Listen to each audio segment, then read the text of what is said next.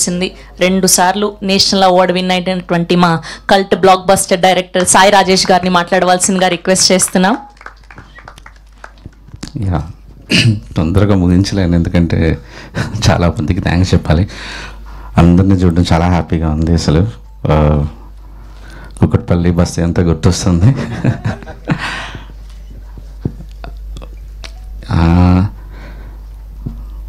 Actually Vaishnavi ఎప్పుడో ఇంటర్వ్యూలో చెప్పింది ఒకసారి, మా డైరెక్టర్ ఇంత మంచి రైటర్ అంటే సెట్లో రాసేవాడు స్క్రిప్ట్ అని. గుర్తులేదా నీకు? అలా చెప్పొద్దని కూడా చెప్పాను నేను యాక్చువల్లీ. సో అంటే నేను ఆ బ్రెయిన్లో ప్రాసెస్ చేసుకుంటూ ఉండేవాడిని. ఆ సాడ్ మూడ్లో ఉంటూ పొద్దున ఒకటి రాసేవాడిని, సాయంత్రం ఒకటి రాసేవాడిని, కొట్టేసి మళ్ళీ నైట్ ఒకటి రాసేవాడిని. మా డైరెక్షన్ డిపార్ట్మెంట్కి తెలుసు యాక్చువల్లీ, వాళ్ళు ప్రింటర్ క్యారీ చేసుకుంటూ వెళ్ళేవాళ్ళు వెహికల్లో, ఎప్పుడు వీడు ఏ వర్షన్ పంపిస్తాడని. నైట్ పంపించేవాడిని, పొద్దున్న పంపించేవాడిని, క్యారవాన్లో కూర్చొని రాసేవాడిని, మళ్ళీ సెట్లో కూర్చొని రాసేవాడిని. అంటే ఇంక రాస్తూ రాస్తూ రాస్తూ రాస్తూ రాస్తూ ఇదే పని మీద ఉండేవాడిని యాక్చువల్లీ. సో అది సెట్లో రాయటం కాదు, ప్రాసెస్ చేసుకొని రాయటం. సో నాకు స్క్రీన్ ప్లే అవార్డు అనౌన్స్ చేయగానే నాకు అదే తను చెప్పింది అది గుర్తొచ్చింది. ఏంటంటే దీన్ని ఒక 2-3 ఏళ్ళు మోసాను తల్లో అలాగా. చాలా చాలా అంటే ఈ కథ ఒక పెయిన్ఫుల్ కథ.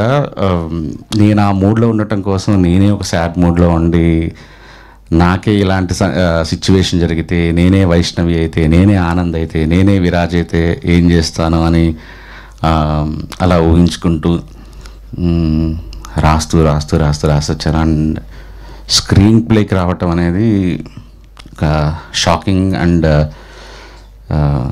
చాలా చాలా చాలా ఆనందం ఇచ్చింది. రెండోసారి నేషనల్ అవార్డు తీసుకోవటం ఇంకా ఆనందం ఇచ్చింది. అండ్ విప్లవ్ నేను ఫస్ట్ కలిసిన, అంటే ఫస్ట్ సారి నేషనల్ అవార్డు ఒక్కసారి విన్ అయిన తర్వాత స్పెషల్గా చూస్తారు. అంటే ఒక నేషనల్ అవార్డు విన్నర్ ఫిల్మ్ వస్తే, ఇంతకుముందు ఆల్రెడీ గెలుచుకుంటే వాళ్ళు కొద్దిగా చాలా జాగ్రత్తగా చూస్తారు, ఓకే ఏమన్నా మళ్ళీ తీసాడా అన్నట్టుగా. సో నేను విప్లవ్కి ఫస్ట్ రోజు నేను కలిసినప్పుడు ఆల్రెడీ కలర్ ఫోటోకి అవార్డు వచ్చింది కాబట్టి విప్లవ్ బేబీ కొద్దిగా ప్రయారిటీతో చూస్తారు, మనం ఎలా అయినా నువ్వు ఒక విజన్తో చూడు విప్లవ్ అన్నాను. అలా అని అంటే నేను జస్ట్ మోటివేట్ చేయడానికి అలా చెప్తుంటాను అంతే జనాలందరికీ, ఇది మెయిన్ సాంగ్ అని ఇట్లా ఇట్లా అని. బట్ అన్న ఆ రోజు ఏంటో రాస్తే అట్లా ఈరోజు నేషనల్ అవార్డు వచ్చింది. అండ్ నిజంగా చెప్పాలంటే ఈ స్క్రీన్ ప్లే అవార్డు నాతో పాటు విప్లవ్ కూడా తీసుకోవాలి. మొన్న మీరిద్దరు మిస్ అయ్యారన్న. యాక్చువల్లీ నేను ఇక్కడే 5.5 hour ఫుటేజ్ వేసుకొని సినిమా చూసిన. యాక్చువల్లీ లైక్ ఈ థియేటర్లో మనం చాలా మంచి సీన్స్ అన్నీ చూపించలేకపోయినాం because of 3 hours run time. So దానికి ఇంతంత బాగా రావటానికి, ఆ స్క్రీన్ ప్లే అలా ఉండటానికి reason Viplav. And love you Viplav. And మా బాలరెడ్డి సార్ ఇప్పుడు నాతో పాటు హిందీ కూడా చేస్తున్నారు. Thank you sir. మీరు ఈ విజన్ మీరు ఇవ్వకపోతే ఈరోజు ఇలా ఉండేది కాదు సినిమా. అండ్ థ్యాంక్ యూ అంత. అండ్ సురేష్ గారు మా డైరెక్టర్, థ్యాంక్ యూ ఈ వరల్డ్ క్రియేట్ చేసి ఇచ్చినందుకు. సారథి గారు thank you. Devi thank you. ఈ పాట గురించి చెప్పాలంటే యాక్చువల్లీ విజయబుల్గా నిన్న అప్పుడు ఒక 3-4 చిన్న సినిమాలు చేస్తున్నాడు. ఒక సిచ్యువేషన్, ఒక డిఫరెంట్ సిచ్యువేషన్, హీరో ఆనందంగా పాడుతుంటాడు, బట్ వెనక జరిగే సిచ్యువేషన్ చాలా పెయిన్ఫుల్ సిచ్యువేషన్. వెనక జరిగే పెయిన్ఫుల్ సిచ్యువేషన్ అంటే అదేమైనా ప్యాథో సిచ్యువేషన్ కదా, ఇట్స్ ఎ కైండ్ ఆఫ్ ఒక రొమాన్స్ జరుగుతుంటుంది. సో వీడు పాడేదానికి అక్కడ జరుగుతున్న విజువల్కి సంబంధం లేదు, కానీ చూసే జనాలకి మాత్రం చాలా షాకింగ్గా ఉండాలి. సో ఇది మనం ఇప్పుడు కంపోజ్ చేయొద్దు, ఫస్ట్ నేను విజయ్ని సెలెక్ట్ చేసినప్పుడు ఇది మనం లాస్ట్ సెలెక్ట్ చేసుకుందాము, సో ఈజియెస్ట్ సిచ్యువేషన్ క్రియేట్ చేద్దామంటే లేదు సార్ ఇది క్రియేట్ చేస్తాను ఫస్ట్ ఈ సిచ్యువేషన్ అన్నాడు. ఒక 5-6 ట్యూన్స్ తర్వాత ఈ ట్యూన్ వచ్చింది. విజయ్ చాలా దరిద్రంగా పాడతాడు అనేది అందరికీ తెలుసు బేసిక్గా.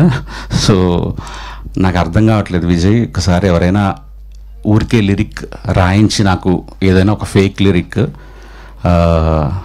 పంపించమంటే, సురేష్ బన్సెట్టి, నేను తన పేరు ఇంతకుముందు ఎప్పుడు వినలేదు, సురేష్ బన్సెట్టి రాశాడు, మన కథ లాంటి మరో కథ చరిత్రలో ఉండదంటనే అని ఒక మాట చూడగానే అసలు ఇంకా నాకు, అంటే సినిమా ఇంకా వరకు స్క్రిప్ట్ కంప్లీట్ అవ్వలేదు పూర్తిగా, కానీ ఒక గ్రేటెస్ట్ లవ్ స్టోరీ నేను హిస్టరీలో చూడని ఒక లవ్ స్టోరీ అని ఒక మాటలో రాసేసిన తర్వాత నేను ఆ లైన్కి తగ్గ సిచ్యువేషన్ క్రియేట్ చేయాలి ఫస్ట్లో అనుకున్నాను. అందుకే ఆనంద్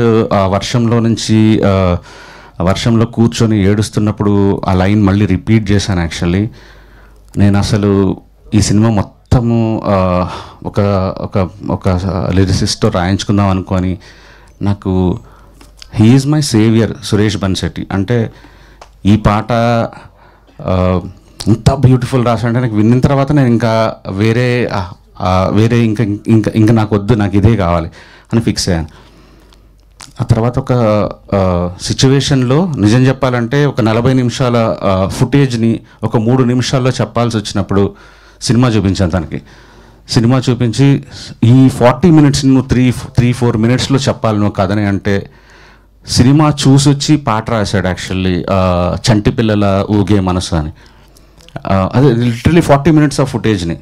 ఆ తర్వాత సినిమా అంతా అయిపోయింది, క్లైమాక్స్లో మళ్ళీ ఒక బ్యాక్గ్రౌండ్ స్కోర్లో ఎక్కడో పడిపోతుంది ఏదో అనుకుని అక్కడో పాట సిచ్యువేషన్ మళ్ళీ క్రియేట్ చేసి లిటరలీ సింగర్ వచ్చేసి అక్కడ పాట పాడుతుంటే సాహితీ తను అక్కడ కూర్చొని అప్పటికప్పుడు పాట రాశాడు, కలకలమే సాంగ్.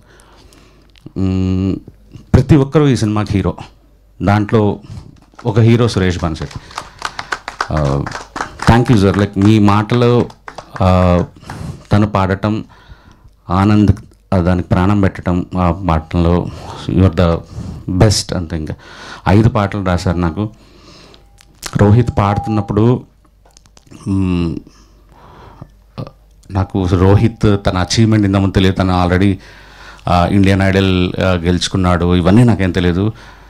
బట్ ఎక్కడో నాకు ఎస్కేఎన్ కానీ ఓ పెద్ద సింగర్కి వెళ్దాం నాకు ఒక్కసారి వినిన తర్వాత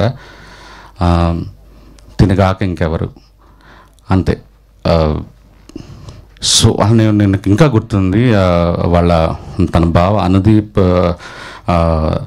తను రికార్డ్ చేసిన టైం, ఆ మూమెంట్స్ నాకు ఆ రోజు తెలిసి సినిమా బ్లాక్ బస్టర్ అవబోతుంది అన్న ఒక ఫీలింగ్ వచ్చేసింది. అండ్ నాకు పర్సనల్గా నిన్న టీవీ చూస్తున్నప్పుడు లైవ్లో ఫస్ట్ స్క్రీన్ ప్లే అనౌన్స్ చేశారు, హ్యాపీగా ఉన్నా. ప్రేమిస్తున్న రోహిత్ అని చూడగానే నాకు డబుల్ హ్యాపీ అనిపించింది అసలు. The song deserves and Rohit deserves. I'm super happy for you Rohit. Dheeraj ఈరోజు నాకు ఎస్కేఎన్కి మధ్య ఇప్పటికి కూడా ఒక bridge. Thank you Dheeraj. And Vaishnavi, good to see you after long time. Yeah. And ఈ సినిమా అందరికీ అన్నీ ఇచ్చింది. దానికి ఫిల్మ్ఫేర్, సైమా, ఇప్పుడు నేషనల్ అవార్డ్, ఫిల్మ్లో పాట అయినావు. Good luck for your journey. And అన్న, యూ లుకింగ్ అమేజింగ్. కొత్త సినిమా గెటప్ అదిరిపోయింది. అనురాగ్ గెలిపాడు అక్కడికి, ఇక్కడ హర్షింది. ఓకే, నువ్వేనా హర్షింది?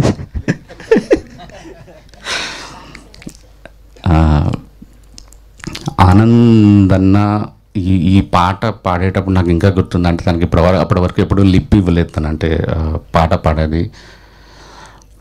నాకు సినిమాలో కంటే మనం తీసిన లిరికర్ వీడియోలో నేను రాత్రి చూస్తున్నప్పుడు కూడా అన్న, the way you are singing that song, అంటే నిజంగా మీరే పాడారా, మీ ఆ నర్వ్స్ అదంతా చూస్తే సినిమాలో ఎందుకురా ఈ షాట్ లేదన్నట్టు అంత ఫీలింగ్ వచ్చింది. అండ్ ఐ మిస్ యూ అన్న.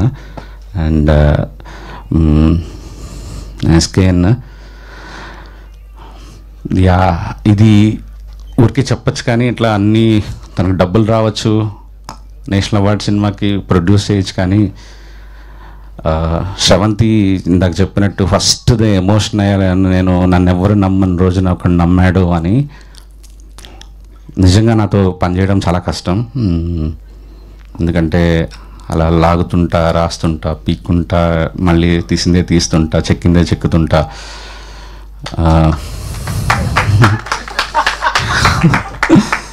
నమ్మాడు నన్ను. I love you. సో అంతే, తీద్దాం అనుకున్నాం, తీసాం. ఆ రోజు అనుకున్నాం, ఐ థింక్ ఇక్కడేనా మనం కలిసింది? ఫస్ట్ టీజర్ ఇక్కడే అయింది, first event. Thank you SKN for everything. I think ఎవరిని మర్చిపోలేదు అనుకుంటున్నా. రమణి థ్యాంక్ యూ. సారథి గారు లాస్ట్ మినిట్ వరకు సపోర్ట్ చేసినందుకు. నాకు ఎప్పుడైనా ఎవరైనా పొగుడుతుంటే ఇలా మైక్ తీసుకుంటా కానీ శ్రవంతి ఫస్ట్ నువ్వు పొగుడుతుంటే నాకు మంచి ఆనందంగా అనిపించింది ఈరోజు. You deserve this. So happy for you. Thank you so much. Thank you Rajesh garu, thank you so much. Yes, and ఇప్పుడు ఈ సెలబ్రేషన్స్లో భాగంగా we have a cake cutting. అందరినీ వేదిక మీద ఉండవలసిందిగా రిక్వెస్ట్ చేస్తున్నాం.